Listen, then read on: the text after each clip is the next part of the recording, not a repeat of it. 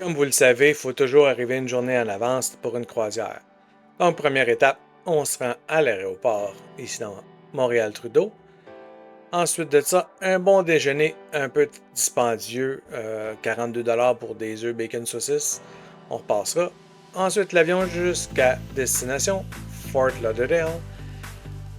Quatrièmement, on va chercher une voiture pour la journée, vu qu'on part juste demain.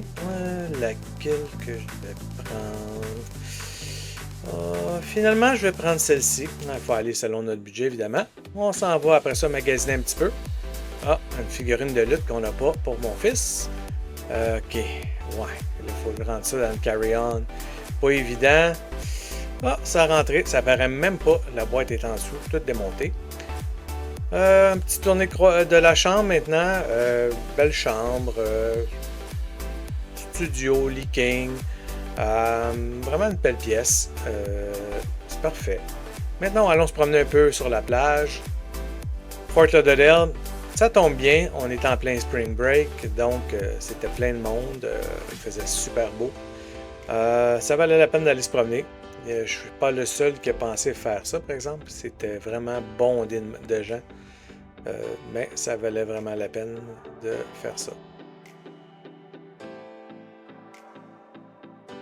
J'ai voulu arrêter, mais à 50 $ US juste pour aller stationner dans les environs, j'ai trouvé ça un petit peu dispendieux, donc j'ai dit, on va oublier ça, on va juste se promener en voiture.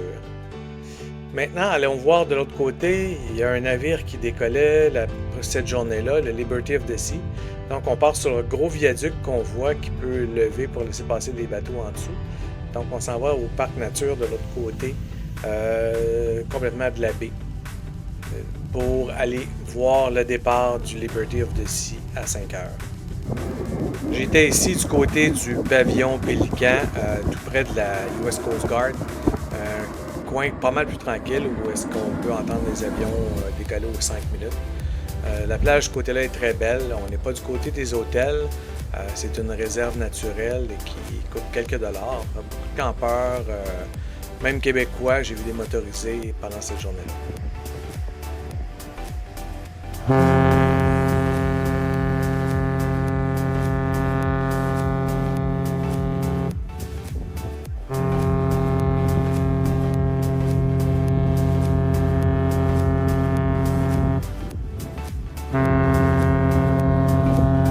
C'était le plus proche que je pouvais me rendre près du quai.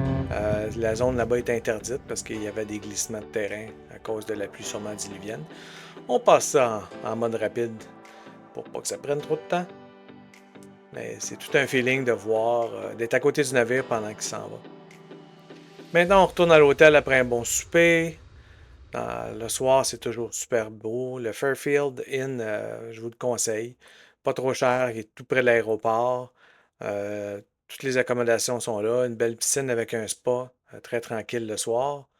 Et puis de ma chambre, on pouvait même voir le Hard Rock Café et Casino de Fort Lauderdale, qui est un hôtel très très récent. Donc, l'heure du dodo arrive. Moi, je m'en vais me coucher. Bonne nuit!